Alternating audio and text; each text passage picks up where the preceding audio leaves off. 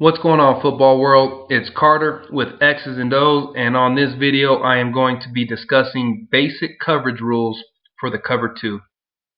I'm going to start out by drawing a simple offensive formation, and then we'll get into some alignment,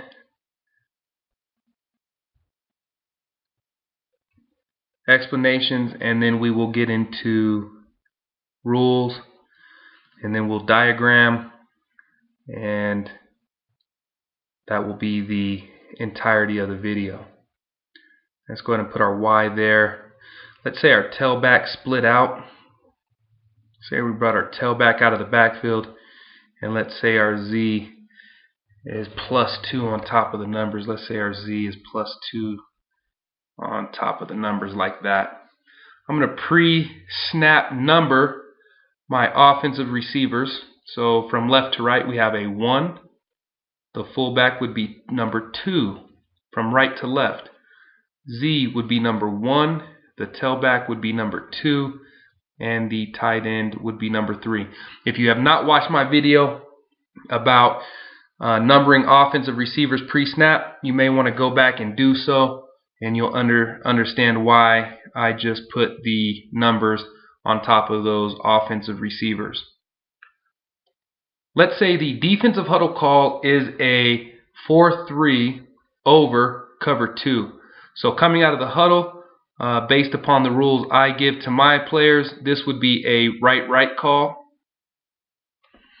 It is a right call because there are 3 players, 3 offensive linemen on the right side of the center and only 2 on the back side. And so if we have a 4-3 over cover 2, there's our 4-man defensive line. Whenever there is a immediate number 2 threat on the perimeter, we have to bounce a linebacker, an outside linebacker, out of the box. And so I would tell my Sam, because this would be a right call, to come out here and split the difference in between 2 and 3. And this is for cover 2 rules. So my Sam linebacker would be right out there, splitting the difference in between 2 and 3, 5 yards off the ball. Because the Sam bounced over, my Mike has to bounce over. He would be in a 35. 3 technique, 5 yards off the ball, and my Will would be in a 35. 3 technique, 5 yards off the ball. So there's my 4-3 over. Let's get into the cover 2. I'm going to put my cornerback outside leverage as number 1. I'm going to also put this cornerback outside leverage as number 1. My rule, I tell my safeties, if there is an immediate number 2 threat, they are right on top of number 2, 12 yards off the ball. So this is 5, 10, 11, 12. So it is a right call. My strong safety would be somewhere over there, right on top of number 2, 12 yards off the ball. On the backside, there is no immediate number 2 threat. And so I have him go about 5 yards out. So if we did something like this, right, if this was about 5 yards out, 5 yards off the end man of the line of scrimmage, 12 yards off the line of scrimmage. So 5, 10, 11, 12.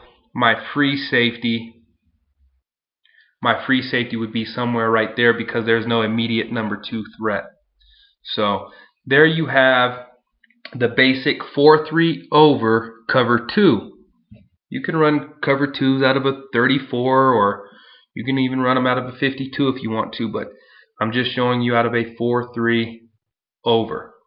Alright, let's start talking about some rules, and then we'll get into the diagram. But let's talk about our outside backers first. Will and Sam rules. Will and Sam will be inside leverage.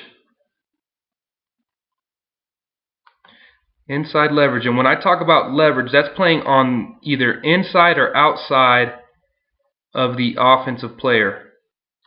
So the Will and the Sam are going to be inside leverage of number 2, their side.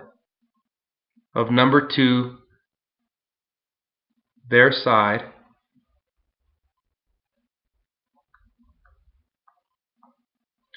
Okay, and they're going to carry number 2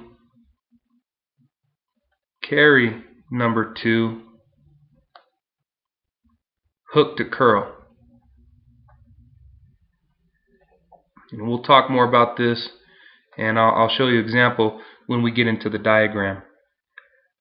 Mike, the Mike linebacker, his rules. He is going to be inside leverage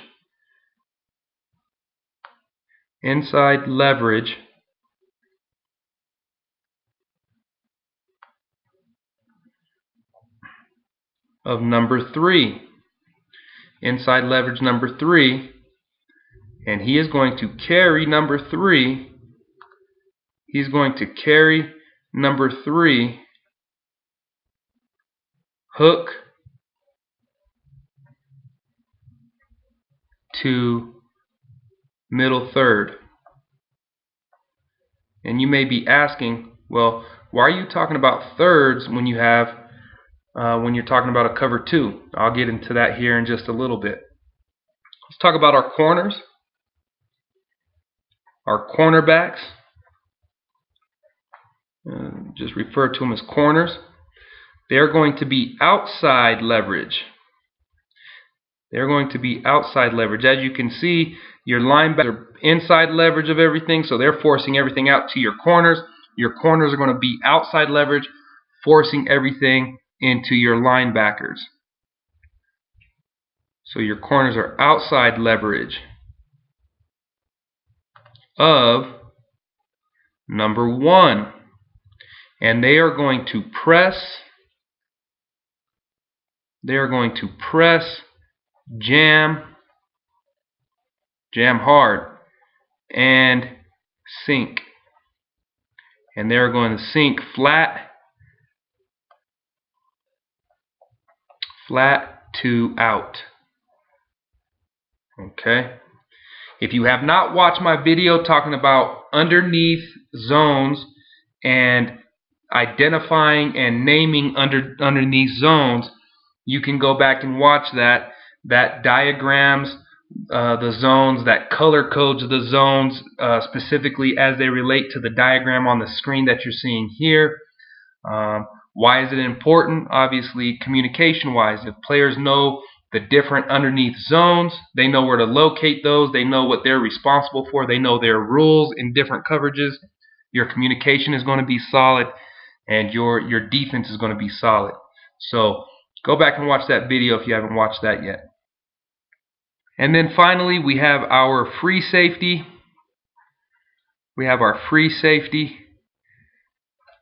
I'm going to go back and clean that up a little bit. Free safety and our strong safety. They are responsible for the deep half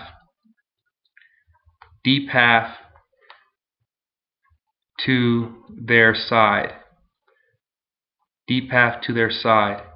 And they are safety support. So here's your free safety. And here's your strong safety. And therefore, because they are the two responsible for safety support, therefore you have a cover 2.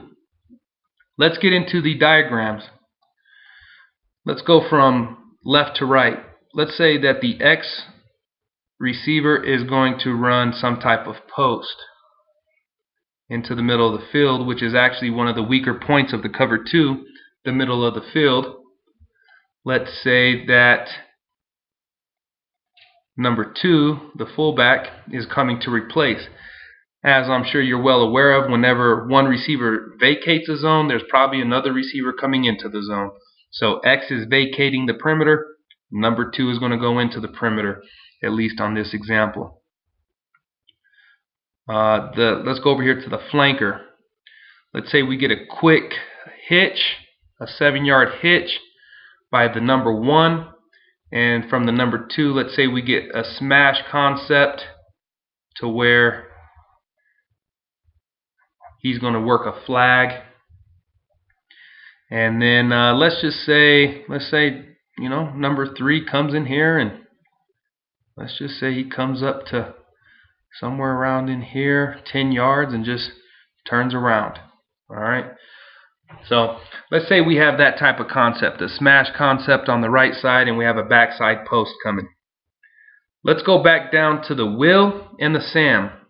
Let's start on the right, and we're talking about Sam. He is already inside leverage of number 2. Now, once he recognizes that it is a pass, he's going to want to try to get some contact in between 0 and 5 yards. But he's going to want to stay inside leverage of number 2 and carry number 2 and be underneath number 2, inside and underneath number 2 through the curl. This is the curl. So he's going to want to settle down. He's going to want to settle down somewhere in there. But he's inside leverage of number 2. Will is going to want to be inside leverage of number 2. This is different than Man. He's not going to want to run downhill and go meet number 2, but he can stay inside leverage once he takes his read steps, and he can start to open up at a 45 and bail out, stay inside leverage of number 2, and then when he gets into his curl area, he's going to want to settle down. As you can see, he might be able to help out on that post route that's coming in behind him. And so just by simply floating or bailing into that curl, he's actually helping the corner and the free safety. And we know this is a team game. So just by staying inside of number 2 and playing hook to curl, he's actually helping on that backside post by staying underneath that post. Let's go to Mike. Mike is here. He recognizes, he steps downhill, he recognizes pass, and he wants to get into number 3 and stay inside leverage of number 3, and that hook is being attacked, and so he's going to want to settle down and play right in there into that hook. All right, so he'll be there. Let's look at the corners. Let's look at the corner over the Z or the flanker. He's outside leverage of number 1. He's already in a press position. He's going to try to jam number 1 and try to jam him at the line of scrimmage. Keep him on the line of scrimmage. Can't hold him. Jam him. Stay outside leverage, and then he's just going to sink. Okay, jam, jam, jam, and then he's going to want to sink back and settle into this out area, flat to curl. Now, he may not want to get too far off of number 1 there, but that's why the smash route is so hard. He has to respect that number 1 is threatening that flat, but he does want to stay maybe and help out underneath that flag. So that's why a smash route is hard, and that's why I did draw it up, because it does put that cornerback in conflict, which every offensive coordinator wants to do. But for diagram purposes, I am going to have him sink out here into the out.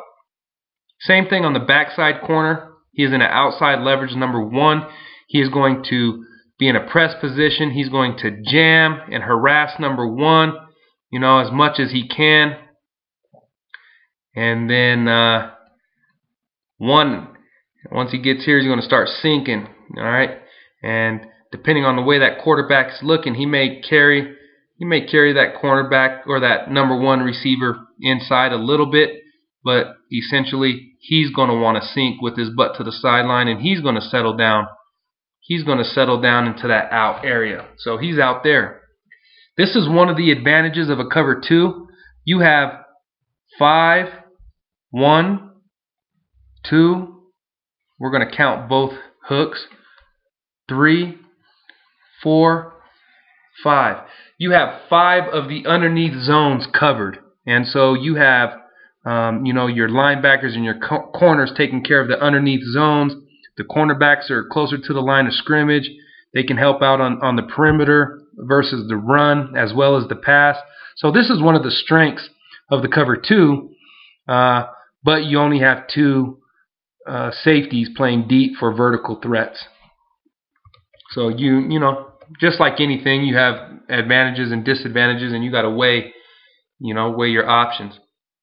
As you can see in the diagram, we have the number 2 on the front side, which happens to be the tailback, and we have the number 1 on the back side pressing verticals.